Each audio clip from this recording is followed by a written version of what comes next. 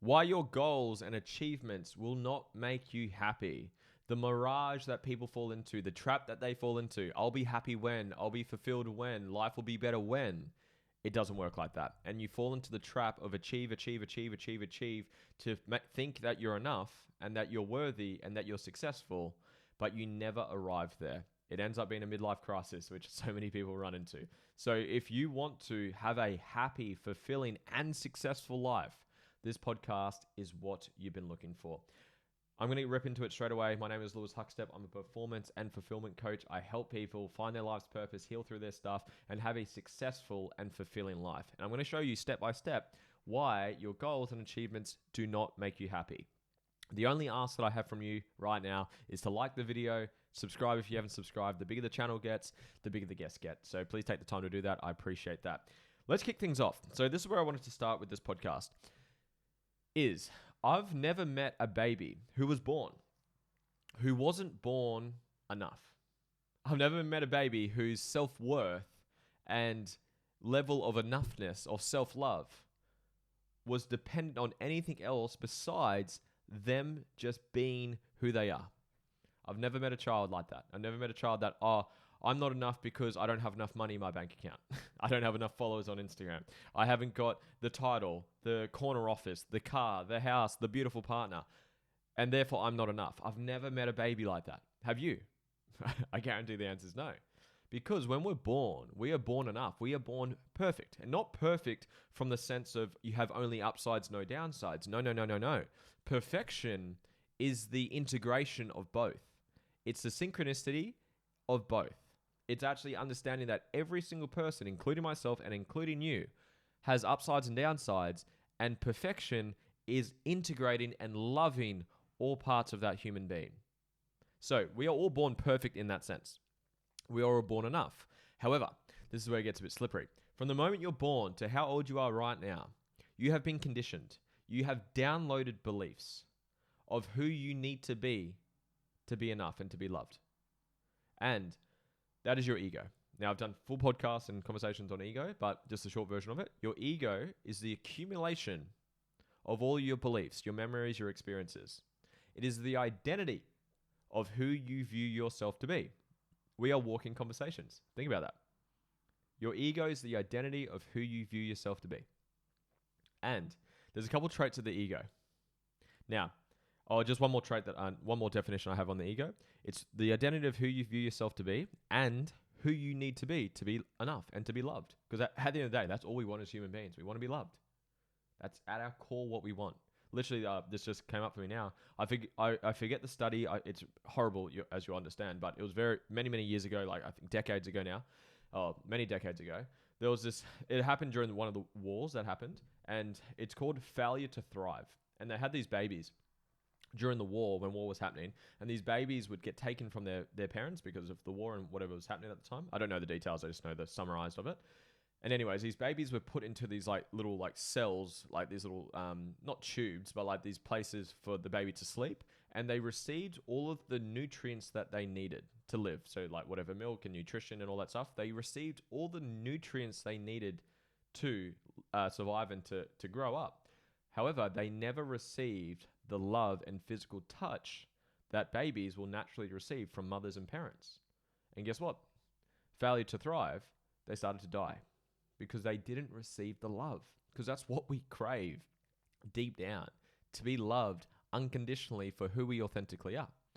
So anyways, that's the ego. Bit of a tangent for you. So the ego is the identity of who you view yourself to be and who you think you need to be enough to receive love. But this is the challenge with that. I like the quote, one of my quotes is, we are born limitless, but you're programmed out of it. So you are born enough, but you're programmed that you're not. You need to be you are enough regardless of the status, followers, money, accumulation, and goals. And there's 3 traits of the ego, which is what plays out with this problem of I'll be happy when. I'll be happy once I've got the corner office, I've got the followers, I've got the money, I've got whatever. I get it. So this is what plays out. There's 3 traits. Number 1 is your ego will prove itself right. That's one of the most slippery ones. I'm going to come back to that one. So if you believe that you're not enough, you'll make that true. If you believe that your self-worth and self-love is dependent on your achievements, you'll make that true. That's what high achievers do. So just remember that one. First trait is it will prove itself right. The second trait of the ego is that it will avoid pain. It's very survival, fight or flight. You want to avoid pain. Makes sense. However, the downside of that, we're not going into this one much today, but that trait avoids you from healing through your wounds and your limitations. Because if you've got a trauma or a wound or a limitation there, if I was to lean into it and ask you a question about it and probe into that, you're going to get triggered. You're going to deflect. You're going to defend. You're going to attack. You're going to change the topic. You won't want to talk about it because your ego wants to avoid the pain. Makes sense. The downside, though, is it stops you from healing through that. So that's something you've got to be aware of. And then the third trait is that the ego is addicted to accumulation. It always wants more. It's never satisfied. And this is the slippery slope that most people fall into with life, is they think they need to have achievements and goals and titles and statuses and cars and corner offices and whatever for them to be successful and to be enough. What you're saying is something externally will change me internally. Can you see the challenge with that? Something outside of me dictates the worth inside of me. It doesn't work like that.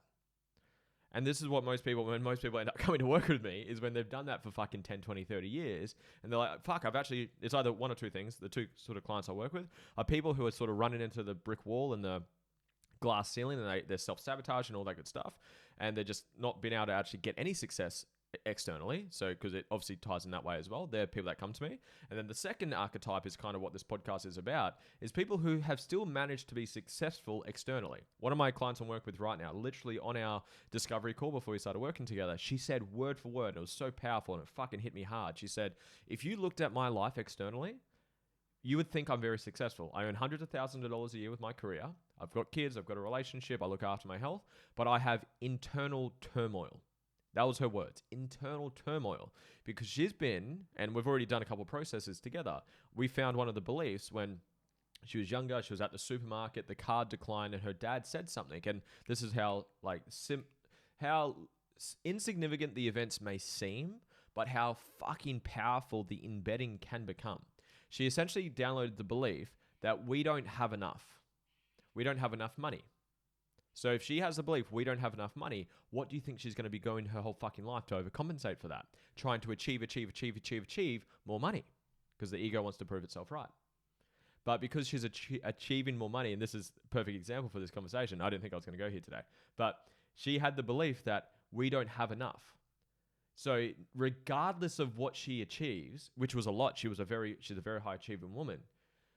But because she never changed the programming until she started working with me, we literally did it 2 weeks ago.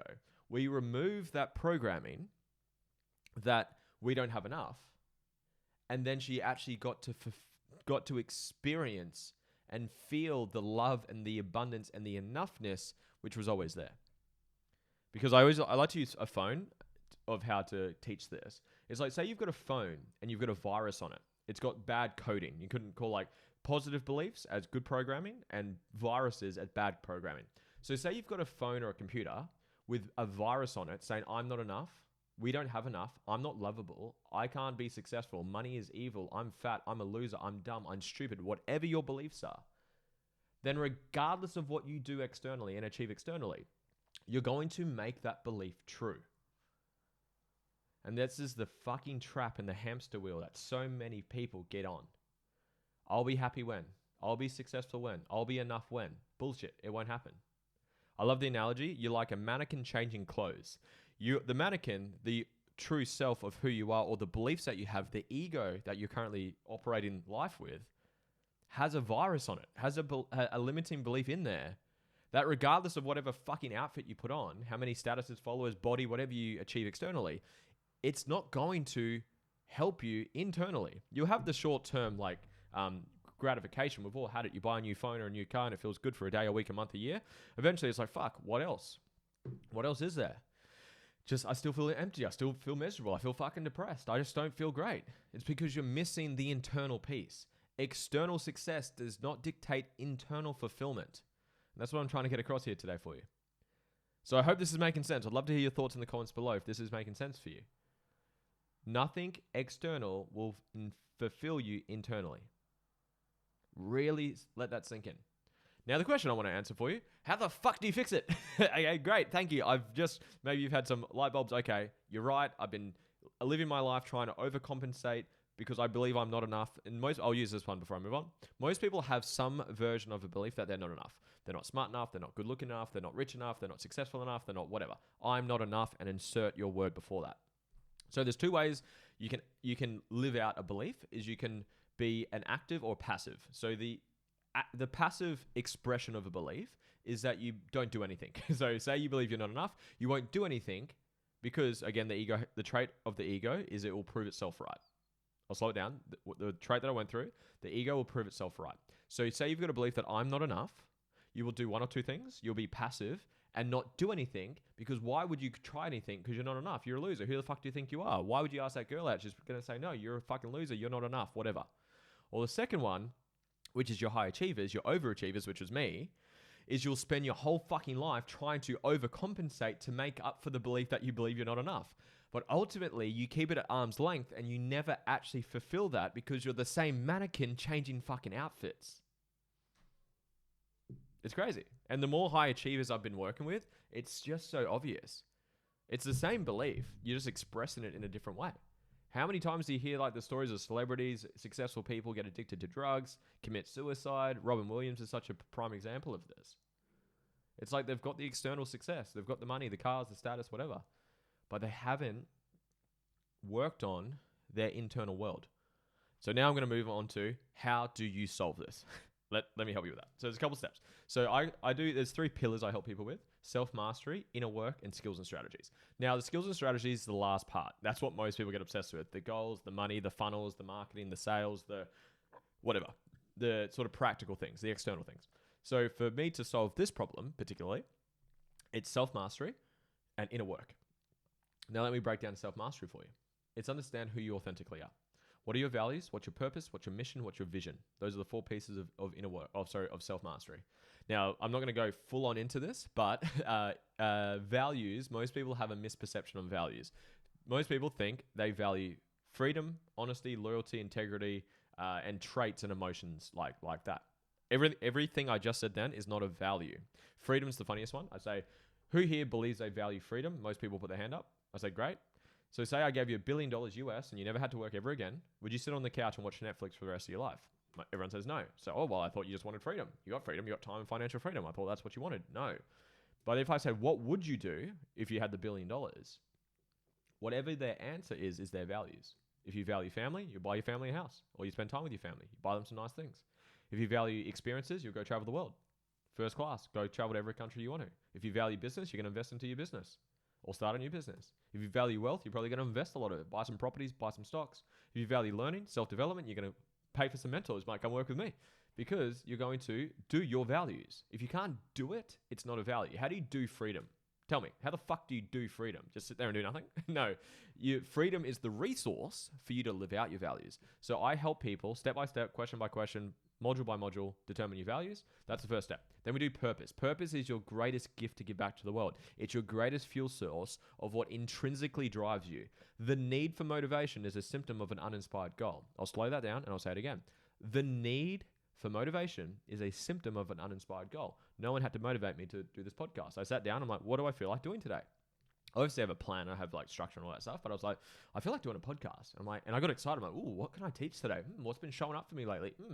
Fuck, this has been showing up with my clients. Let me lean into this. How am I going to teach this? I take some notes. Like, I didn't need a fucking coach to say, hey, Lewis, have you done your podcast? Why haven't you done it? I don't need external motivation because I've got internal inspiration. That's why we do values and purpose first. And low self-worth is feedback that you're not prioritizing your values or you're not living congruently with your purpose. Once we got those two, we do mission and vision. Your mission is a 5 to 10 year goal that gives you a measurable goal that you can break down, so you've got a plan to actually go do that, so you can start working towards it. Because I guess to balance out a lot of this conversation, I'm not saying don't have goals. I have goals. I'm working towards goals. And the secret to happiness from Tony Robbins' perspective is growth.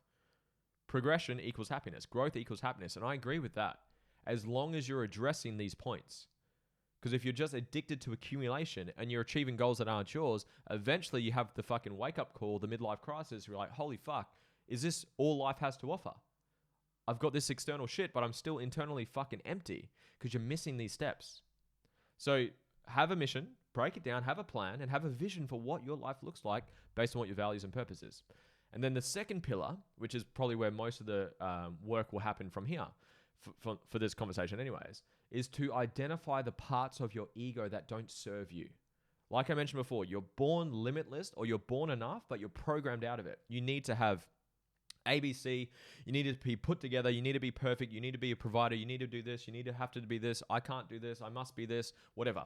Identifying those constraints and those parts of the ego and dissolving them, healing them.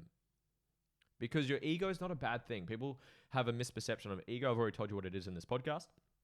It's the identity of who you view yourself to be, good and bad. I use a phone again. A phone comes with default programming. Without that programming, the phone doesn't fucking work. So you do have default programming and positive programming. However, if you download a virus, those are the things that are going to cause you to malfunction, self-sabotage, be unfulfilled. So the goal is to identify the limiting beliefs that you have, the limitations, and removing those. And that's essentially what I do for my clients most sessions. Depending on what we're working on, we do values, we do purpose, we do mission and vision. And a lot of the time, it's identifying these limitations and like precisely removing them and allowing you or the client to experience life without the limitation. And every single time, they'll feel lighter, they'll feel happier, they'll feel loved, they'll feel fucking abundant because they're no longer living with that constraint. So those are the two big pillars of how to actually solve this problem of thinking that your goals and your achievements will make you happy. They will short term. Again, you buy a new fucking house, you buy a new car, you buy whatever. It'll feel good for a short period of time, a day, a week, a month, a year. And it's like, fuck, what else is there? And then you push the goalpost. You just chase the mirage that you never arrive at. And this is why knowing your values, your purpose, your mission, your vision, and then doing inner work is the key that you need to solve this problem. I hope this made sense. Let me know your thoughts down below. What were your takeaways? I hope you enjoyed this conversation. If you're interested in working with me and going through determining your values, your purpose, your mission, your vision, identifying limiting beliefs, healing through them, dissolving them, identifying your trauma and wounds and healing through them, and working on skills and strategies, I'm not neglecting that. Please, you need to have skills and strategies too. And you want to learn all of those things, you like my energy, you like my vibe, go down below. I've got a conscious community where I teach you how to do this for literally like $50 to $100 a month. Cancel anytime. I do one-on-one coaching as well. That's a higher ticket investment, but if it feels alive for you, send me a DM. And thank you. Please send this to a friend. Subscribe if you haven't subscribed. I appreciate you being on this conversation with me. I'll speak to you soon. Bye.